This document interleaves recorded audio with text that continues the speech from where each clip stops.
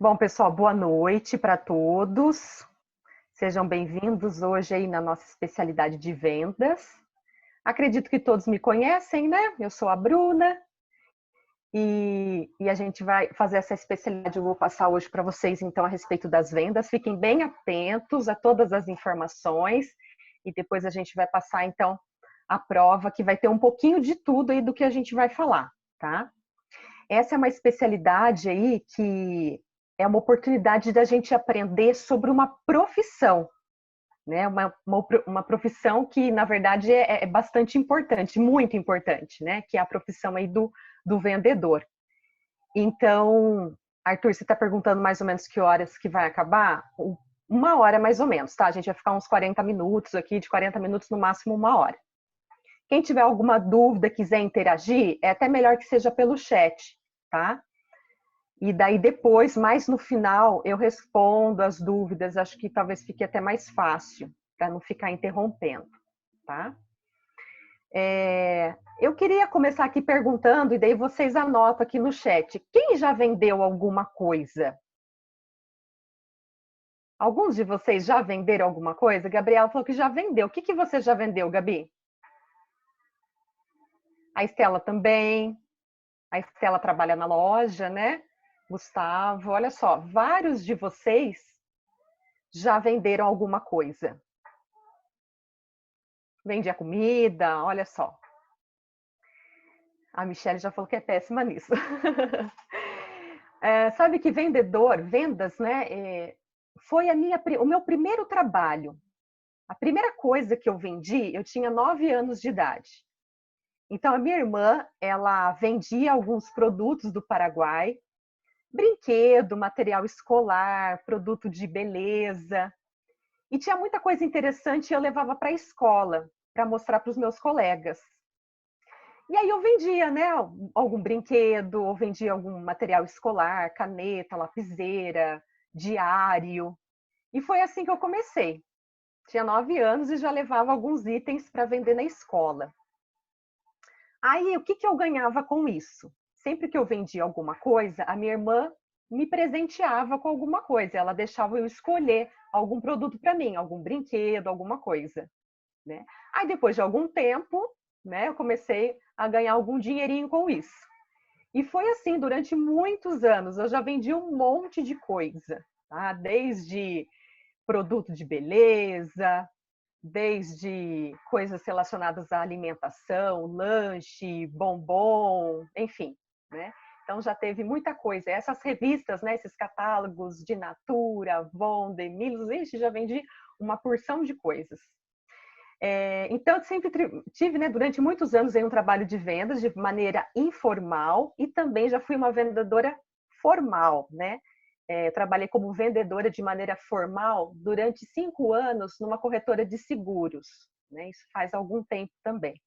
E hoje eu trabalho, na verdade, como coach, como mentora do Instituto de Especialização de Vendas, que é o IEV, que é a maior escola de vendas do Brasil. Então, essa escola, ela oferece um programa, um curso, né, de especialização em vendas. Então, se você quer se tornar um especialista em vendas, e se você não é um vendedor, mas se você é um gerente, né, você também pode se tornar um gerente especialista, né, um gerente comercial. Você pode se desenvolver nisso também. Tá? Então, só para vocês entenderem um pouquinho. O Heitor falando que não está ouvindo. Será que há algum problema lá no dele? Deve ser um problema dele que eu estou escutando aqui normal. Eu ou ele sai e entra de novo, ou eu dou uma ligada para ele aqui no particular. Tá. Heitor, tenta sair e entrar de novo, tá? Gente, eu vou compartilhar a tela com vocês da especialidade para a gente ir seguindo ponto a ponto, explicando direitinho aí, tá? Vamos compartilhar a tela aqui para facilitar o entendimento.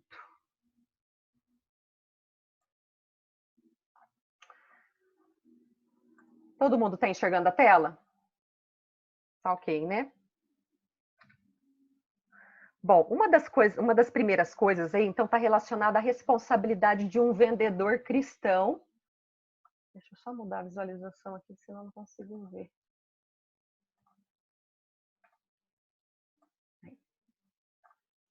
Responsabilidades de um vendedor cristão em relação à maneira como trata seus clientes e chefe. Então, vamos lá, gente. Um vendedor, qual que é a grande responsabilidade de um vendedor, né? Qual que é a missão desse profissional? O vendedor, ele tem a missão de satisfazer o cliente, né? Oferecendo um produto ou um serviço que vai de encontro com a necessidade dessa pessoa. Então, imagina que eu, hoje, nesse momento, eu estou com fome, né? E então, existem aí os restaurantes, as empresas que oferecem comida. E existe o profissional, o vendedor, que é essa pessoa que ela ela intermedia tudo isso, né? Ela é a pessoa que vai pegar esse produto, esse alimento e vai fazer com que ele chegue até mim. Então, é a pessoa que vai oferecer, que vai negociar, ou seja, é a pessoa responsável por satisfazer um desejo, uma necessidade ou um objetivo do cliente, tá? Essa é a responsabilidade de um vendedor. E ele tem que fazer isso trazendo lucro para a empresa.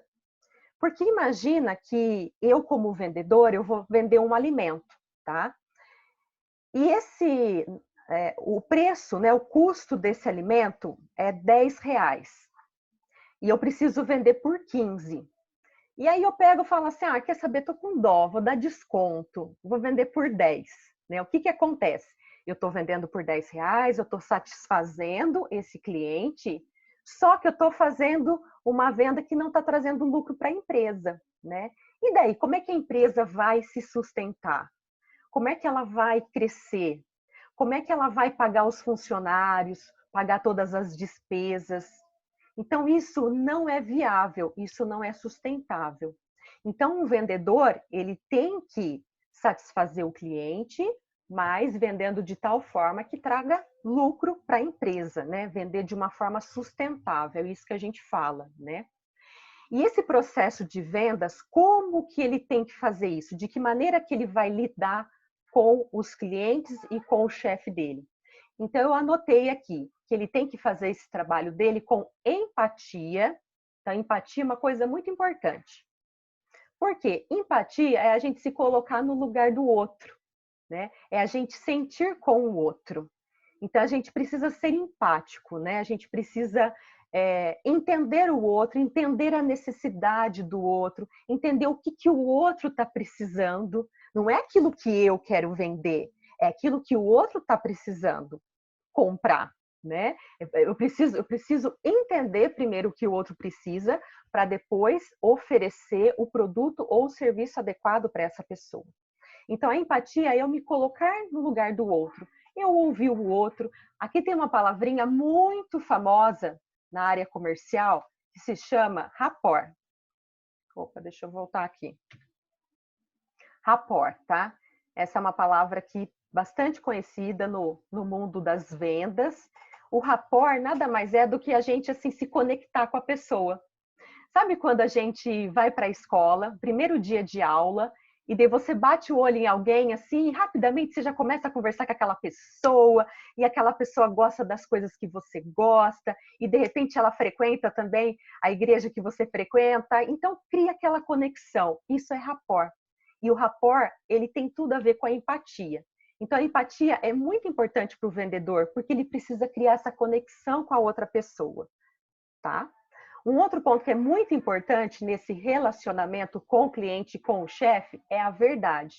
Então, um vendedor cristão, ele tem que ser verdadeiro, ele sempre tem que falar a verdade. Ele não pode mentir nem para o cliente, nem para o chefe, tá? Ele não vai poder mentir, nem omitir informações. Então, imagina que eu falo assim, eu vou comprar esse lanche, e esse lanche tem algum ingrediente e aquele ingrediente me dá alergia. E aí o vendedor fala, não vai dar alergia não, fica sossegado, vai, compra que você vai gostar, é uma delícia. A pessoa vai estar agindo com verdade? Não, né? Então isso não é legal, a gente não pode omitir nem omitir informações. Uma outra coisa que é importante é a honestidade, né? O vendedor ser sempre honesto, ser uma pessoa confiável, íntegra, agir com franqueza. E por último aí, ética, né? Que está relacionado a seguir os valores, as normas e as regras pré-estabelecidas.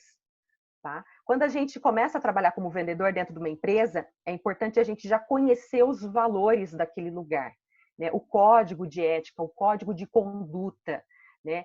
Como que a gente deve agir em determinadas situações,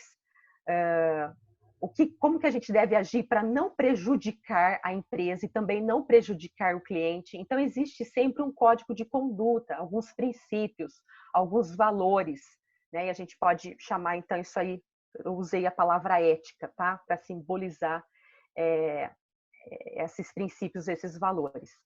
Então, só relembrando aí, para a gente finalizar essa primeira tela. Um vendedor, ele precisa satisfazer a necessidade do cliente, né, trazendo lucro para a empresa, né? Mostrar interesse em atender o cliente e mostrar interesse no desenvolvimento da empresa. Ele tem que fazer isso de uma maneira empática, ser sempre verdadeiro, honesto e agir com ética. Tá? Até aqui, alguma dúvida? Deixa eu tentar abrir aqui. Belezinha. Vamos tocar o barco, tem bastante coisa.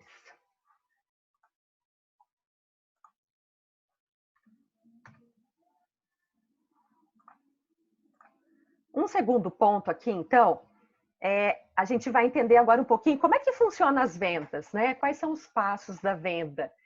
Como que é esse processo de vendas, né? O que é importante o vendedor conhecer?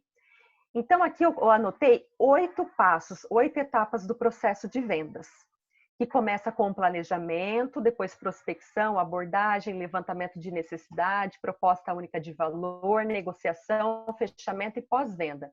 Eu vou falar rapidamente de cada um só para vocês entenderem, tá? O planejamento é eu planejar a minha venda. Então, imagina que eu sou uma vendedora, eu vendo, sei lá, o que eu posso vender aí? Eu vendo calçados, por exemplo, né? Eu vendo calçados. Então, o planejamento é tudo que eu faço antes da venda. É eu estudar o produto, é eu estudar sobre o meu cliente, é eu conhecer bem a minha empresa, é eu conhecer bem a concorrência. Então, o planejamento é eu planejar a venda. É tudo que eu faço para me preparar para vender, tá? A prospecção diz respeito à busca de clientes. Tá? Então, sabe quando eu falo assim, eu vou ligar para aquele cliente, eu vou mandar uma mensagem, vou fazer um post nas redes sociais. Sempre que eu estou fazendo isso, eu estou prospectando, eu estou buscando por clientes. Tá? A abordagem é como eu abordo o meu cliente, é aquele primeiro momento. Lembra quando eu falei do rapport? O rapport, a empatia, é algo que é gerado justamente nesse momento, no momento da abordagem, né? Oi, tudo bem? Como é que você tá? Eu sou a Bruna. Como que é o seu nome? Né? O que te trouxe até aqui? Como que eu posso te ajudar? Então, esse primeiro contato é a abordagem, né? E nesse momento é importante a gente sempre estar com um sorriso no rosto, a gente já ir assim fazer essa abordagem com o desejo real, né? De ouvir a outra pessoa e entender o que ela está precisando. O quarto ponto é levantamento de necessidade. É onde eu vou começar a questionar um pouco mais para saber o que o meu cliente está precisando. Né? O que você veio buscar aqui? Eu vim ver um sapato. É para alguém especial? Seria para o Dia das Mães. Qual que é o tamanho que ela usa? O que ela gosta de usar? Ela gosta de tênis? Ela gosta de salto alto? Ela gosta de uma cor mais básica? Como que ela é? Né? Qual que é a profissão dela? Enfim. Então, são todas as perguntas para eu entender um pouco mais a necessidade, o que o cliente está procurando. Tá? A proposta de valor, olha só, depois de eu planejar minha venda, buscar por esse cliente, fazer essa abordagem, perguntar, entender a necessidade dele, aí depois de tudo isso é que eu vou falar do meu produto e do meu serviço. Tá? Muitas vezes a gente acha que no processo de vendas, a gente chega já vendendo, já falando do nosso produto. E não, a gente tem que seguir essas etapas direitinho. Por quê? Porque só depois que eu entendo o que a pessoa está precisando, é que eu vou conseguir oferecer a solução. Eu vou conseguir realmente mostrar para a pessoa aquilo que ela está procurando. Então, eu entendo que ela está buscando um sapato de salto alto para dar para a mãe dela, que o número é 36, que a mãe dela gosta de sapato preto. Então, o que eu vou buscar no estoque? Eu vou buscar exatamente alguns modelos que vão de encontro com o que o meu cliente está procurando. Então, a proposta de valor é o momento onde eu falo das opções que eu tenho, é o momento onde eu falo do produto, do serviço que eu tenho, dos diferenciais, dos benefícios dele, tá? E aí vem a negociação, né? Então a pessoa falou o que ela está precisando, eu falo o que eu tenho, e aí a gente vai começar a negociar, né? Ah, mas qual que é o preço, né? Ah, qual que é o tempo para entrega? Qual que é o prazo de entrega? E por aí vai.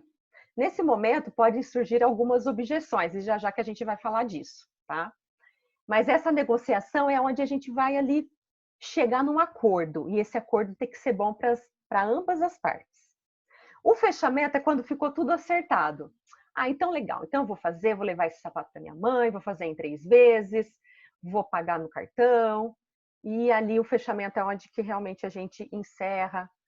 Tem alguns produtos, né, que às vezes tem algum contrato que precisa assinar, e belezinha. E o pós-venda, depois que eu vendi, né, depois que o meu cliente foi embora, então é aquele momento que a gente faz uma ligação. E aí, como é que foi? Deu presente para sua mãe? Ela gostou? Ela ficou satisfeita? Ah, que bacana, que bom. Então, pós-venda é para a gente entender se o nosso cliente ficou de fato satisfeito com o produto ou com o serviço que ele adquiriu, tá?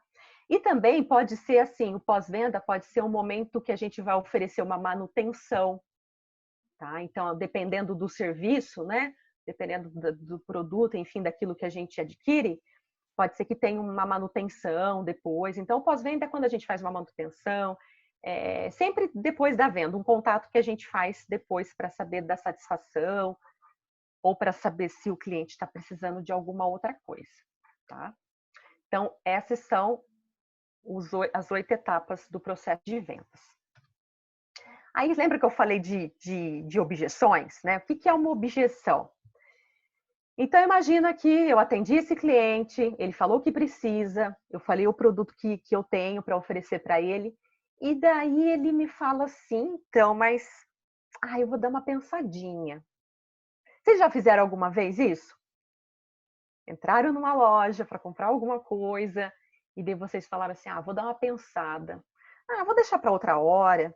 Vou conversar com meu pai. Eu acho que, olha, tá muito caro, viu? Nossa, tô achando muito caro. Então, uma objeção é um argumento apresentado em oposição. Tá? Ela acontece quando o cliente ele não está interessado pelo produto, ou quando o vendedor não seguiu exatamente os passos da venda. Se a gente atropelar, se a gente não fizer todas as perguntas, entender bem o que a pessoa está precisando, pode acontecer da gente oferecer o produto errado. E daí é natural que a pessoa fale assim, mas não é isso que eu quero, não. Não é isso que eu estava procurando. Tá? E daí, como é que a gente pode enfrentar? Como é que a gente supera uma objeção? Aí eu coloquei algumas opções aqui, né? Por exemplo, encare a objeção como se fosse uma pergunta. Transforme objeções em razão para comprar. Vou dar um exemplo desse aqui para vocês. Mas esse sapato está muito caro, né? O cliente fala. Aí eu falo assim, então, e ele é caro mesmo, mas sabe por que ele é caro? Porque é um bom produto. É um produto de um valor maior, mas é porque, olha, ele é de couro, ele não vai desbotar, ele tem um antiderrapante. Então, uma das formas é a gente usar dessa objeção, transformá-la numa razão para comprar, tá? Uma outra opção aqui, por exemplo, é descobrir as verdadeiras objeções, descobrir os verdadeiros motivos. Então, imagina que eu falo assim, mas eu acho que esse produto não tem... deixa eu pensar num outro exemplo aqui. Não, mas eu não vou comprar agora, não. Eu vou deixar para depois. Então, a gente fala assim, tá, mas por qual motivo você não quer comprar agora? Né? O que está impedindo você de comprar agora? Né? O que tem que acontecer para você fechar o contrato nesse momento? O que está faltando? Né? Daí a pessoa vai começar a se abrir um pouco mais. Sabe o que acontece?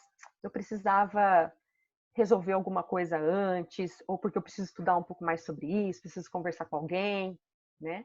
E nisso a gente vai descobrindo, né, o que está por trás, o que realmente está dificultando a pessoa fechar essa venda, né? Enfim, aqui são várias formas da gente superar uma objeção, tá? Aqui, por exemplo, é legal também, aqui, por exemplo, negue a objeção. Então, a pessoa fala assim, esse produto aí não, eu acho que ele não é muito bom, não. Aí você fala, não acredito que você não acha que esse produto é bom. Você não viu que ele saiu na revista como está em primeiro lugar? É um dos melhores. Ele é bom, sim. É você negar e contra aquilo que a pessoa está falando. Mas é claro que você vai ter que ter um bom argumento, né, pessoal? Então, assim, dependendo da objeção, a gente pode superar, enfrentar ela de algum jeito diferente, tá? Mas é importante a gente entender, perguntar para a pessoa, né, o que de fato está impedindo ela de comprar, para ver se a gente consegue já solucionar naquele momento e não perder essa venda. Vamos para o próximo. De que maneiras os itens a seguir são úteis a um vendedor? Pesquisa de mercado.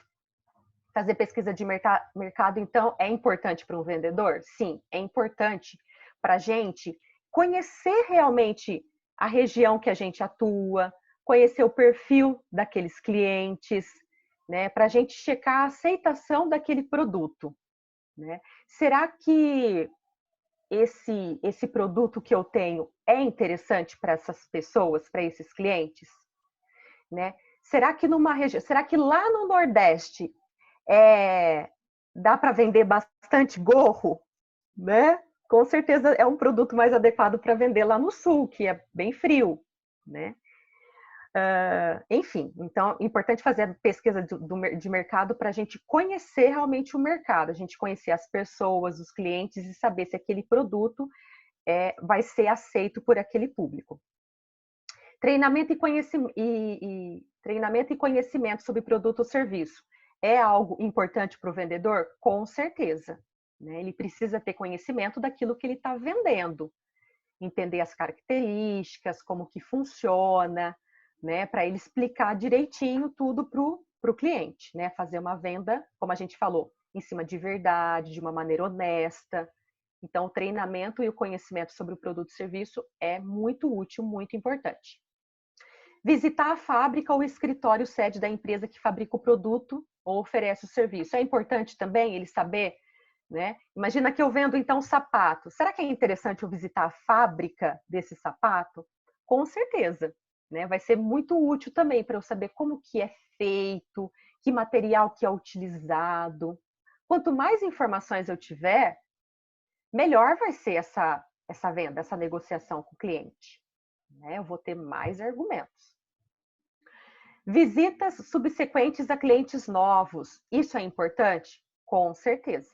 Nem sempre a gente consegue vender na primeira visita. Né? Às vezes a gente precisa fazer uma segunda, uma terceira, uma quarta visita. Então, está sempre visitando novos clientes. Né? Na verdade, assim, no mundo das vendas, a gente tem... Eu e compro dele. No mundo...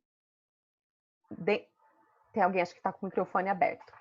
Né? Dentro das vendas, a gente tem a nossa carteira de clientes atual, aqueles clientes que estão sempre comprando da gente, né? E a gente tem que cuidar bem desses clientes. E todo dia, né? Toda semana, todo mês, a gente tem que estar buscando por novos clientes também, para a gente conquistar cada vez mais clientes. Ok?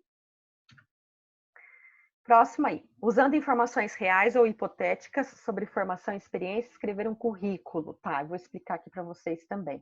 Deixa eu só dar um stop aqui, para ver se está dentro. Acho que não teve nenhuma dúvida, assim, até o momento, né? Pessoal, Se alguma tiver dúvida alguma coisa no até chat, aqui? eu te interrompo. É melhor. Beleza.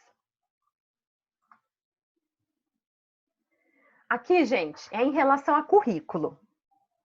Então, imaginem que tem uma empresa contratando vendedor, tá? Então, que informações que precisa ter nesse currículo, né? E eu sou uma pessoa que tem interesse nessa vaga e eu quero me candidatar, né? Então, o que é importante ter nesse currículo? Que formação, né? Que experiências. Aqui, em resumo, eu vou falar para vocês assim, ó. Primeiro, que um currículo, ele tem que ser bem apresentável, limpo, né? Com uma fonte adequada, né? Até coloquei aqui um Arial 10, um Arial 12, porque às vezes usa aquelas fontes muito floreadas, sabe? Que a gente mal consegue ler o que está escrito. Então tem que ser uma fonte assim bem clara, bem fácil da pessoa ler, tá? Então uma fonte, um tamanho adequado, com as informações, né, com dados pessoais.